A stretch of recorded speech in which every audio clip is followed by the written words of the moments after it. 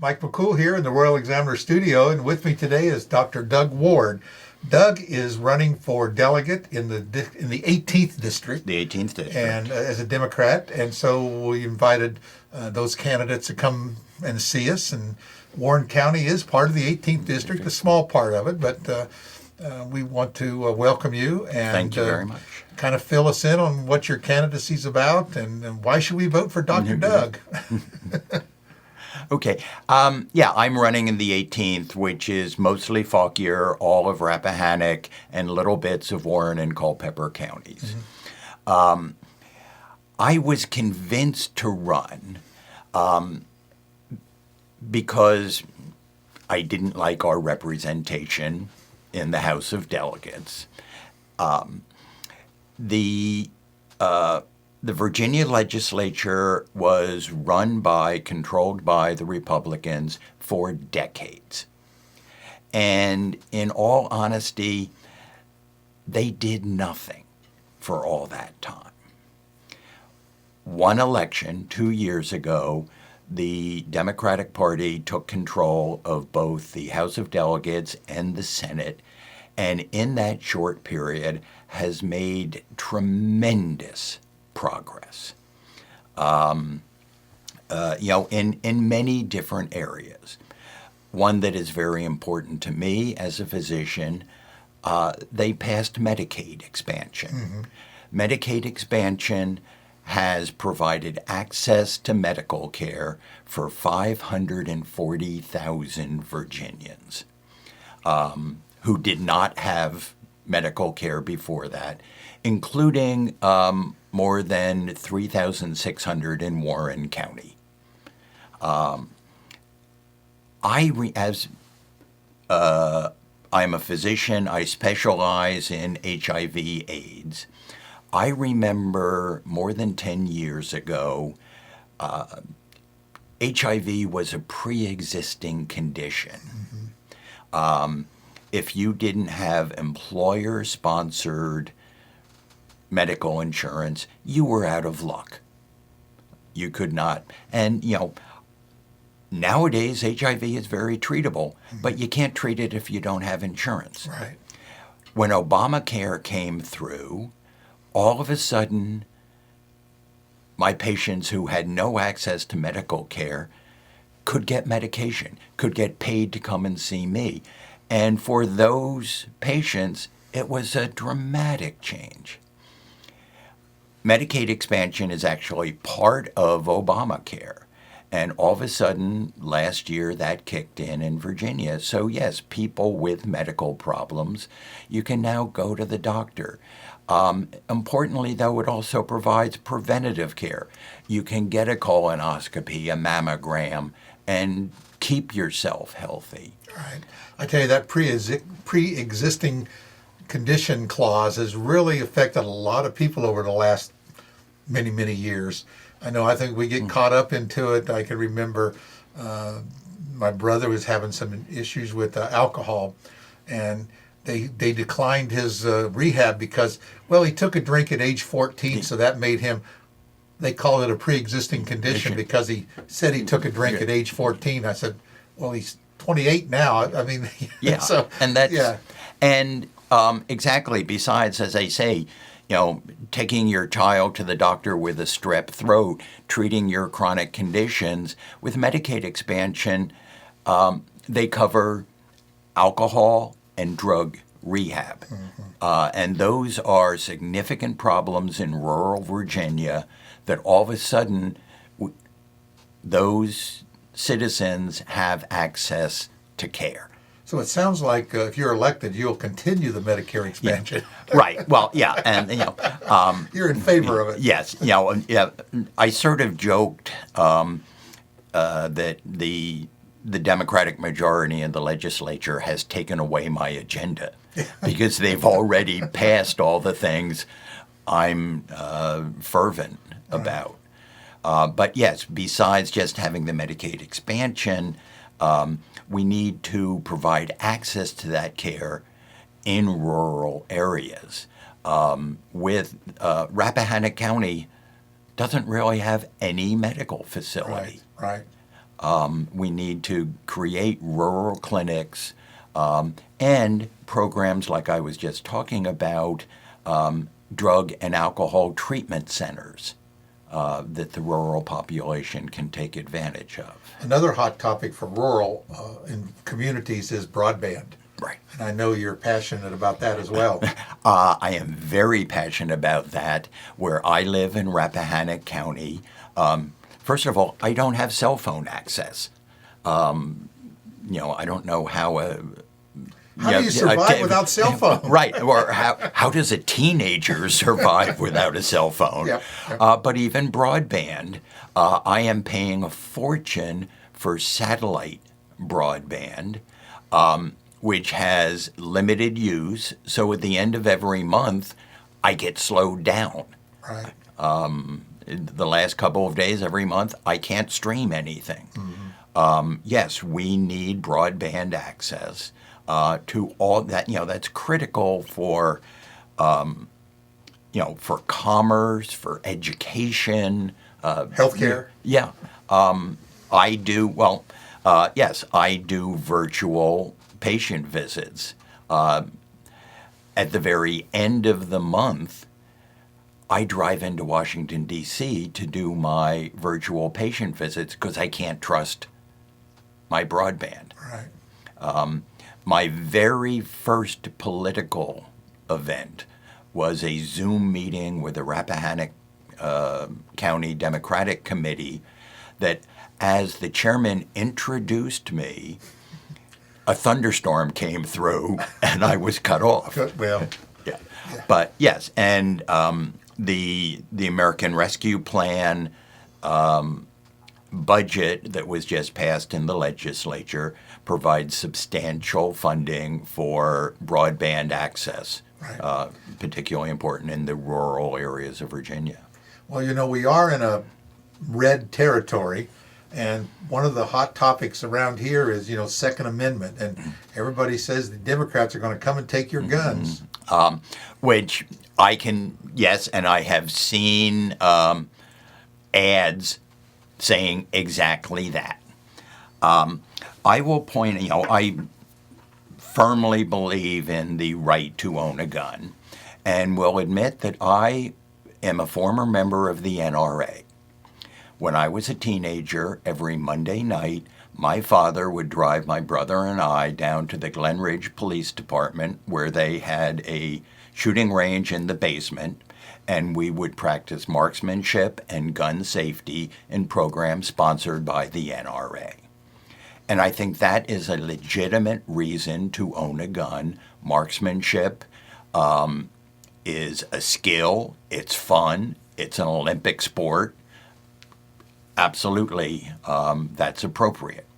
I think self-defense is a reason to own a gun. If you are concerned and want to have a gun in your house to defend yourself, I totally agree with that. Hunting is a good reason. God knows we have too much deer in this state. Let's expand the hunting. All legitimate reasons to own a gun. I don't, however, see any reason that a private citizen should own military-style assault weapons. I can't come up with a good reason to own those weapons. So I think gun ownership is appropriate. I think gun owners need to be licensed. I think guns need to be registered. And just because you bought it at a gun show or on a weekend doesn't get past the requirement for registration. But yeah, let's be logical about gun ownership and know the Democrats aren't going to come after your guns. What about the vaccine? That's something that's been a hot topic also.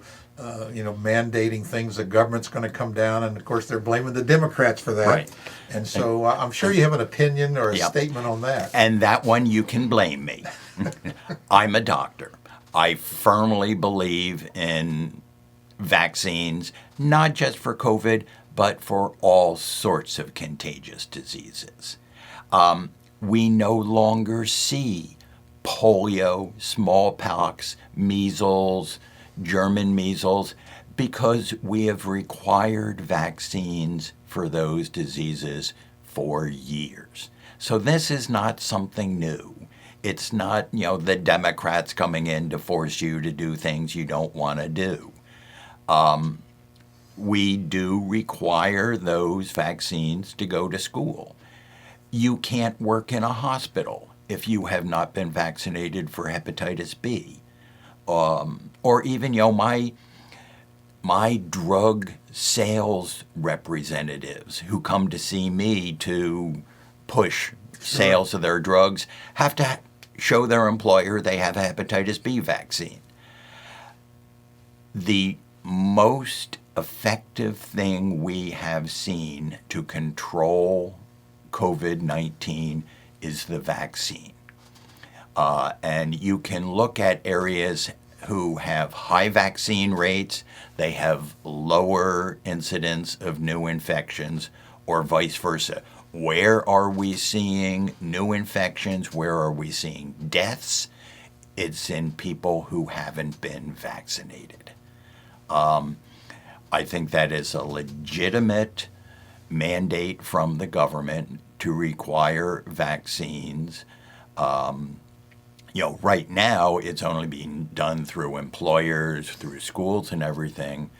And the same in old vaccines. The government doesn't mandate the vaccine, but you can't go to school if you don't have them. You can't do various activities. I do not understand why anyone would not want to be vaccinated against a disease where more than 640,000 Americans have died. Well, that brings up the question. They say, well, this vaccine was created overnight and it can't be safe. It hasn't been approved. And you mentioned before we went on that you worked with Dr. Fauci in your NIH days. So you kind of have a background a little bit on how research is done. Do you have any insight on this vaccine? Well, I think, yes, they have done clinical trials. The FDA is very slow to do full approval of any drug or biologic vaccine. But they have done clinical trials. The vaccines in those clinical trials, with the data they have presented, are very effective and very safe. We really have not seen side effects or toxicities. Yes, any vaccine can have potential long-term Any drugs. Yeah. Watch a TV commercial. Yeah. After you watch those things, you're saying, why in the world would I take that drug? Yeah. But people do. Any vaccine can cause Guillain-Barré syndrome. And yes, it has been seen with the COVID vaccines, but very rare and definitely worth the risk. Right. And, worldwide, over 3 billion people have been vaccinated against COVID with various vaccines. I think if there were serious problems, we would have seen them. Right. Even the Democrats would have told us, right? Right.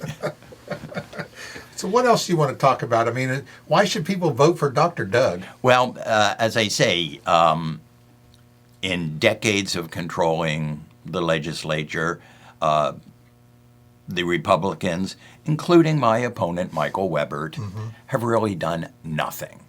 All of a sudden, in one session, we have so much more that I want to continue. Civil rights. The Democratic majority ratified the Equal Rights Amendment. Now, legally, that may be a moot point because the deadline for ratification is passed. That was a long time. Right. But symbolically, that says that the government and people of Virginia believe that women have equal rights. I think that's important. Michael Webert voted against it. I'd love to know what Michael Webert's wife thinks about that. Voting rights along that. Look at what has happened in Georgia, Texas, other states, where they are going out of their way to making voting difficult. Restricting early voting, same-day voting, registration. We should, the most important part of democracy is to vote. The Republicans are trying to restrict that. And in the Virginia legislature, they have introduced legislation to restrict voting. Virginia, with the Democratic majority, has gone the other direction, making registration easier, making same-day, early voting available so that everyone votes. And I will add what I believe in is restoring rights to convicted felons after they have served their debt to society. Yeah, we're seeing a lot more of that happening in the last couple of years. I noticed that the governor has done that, restored voting rights to things, right? Right. Yeah, the governor has done it by his powers. We're working on getting that. I believe, not positive on this, that requires change to the Constitution, which has to happen in 2 different sessions. Right. Yeah, it takes a while. Right. Changes are slow, and some reason for good reason sometimes, to do that. But also in terms of civil rights, very personal to me. I am a gay man. I married my husband. Functionally, we've been married 22 years. The government has only recognized that for a lot shorter period. The federal government says same-sex marriage is legal. The Virginia Constitution forbids it. So the Virginia Constitution is in conflict with the U.S. Constitution. The Democratic majority voted this year to change the Constitution to allow same-sex marriage. Michael Webert voted against it, so that, Michael Webert doesn't believe that my 22-year marriage, which, by the way, is longer than the average length of a marriage in the heterosexual community, is valid. So I take that personally. To change the Constitution, it has to be passed in 2 sessions. I would love to vote for repealing that clause of the Virginia Constitution. Anything else you want to highlight before we stop this conversation? The environment. Climate change is real. The West Coast is burning up. The East Coast is being deluged. I think we need to address that problem.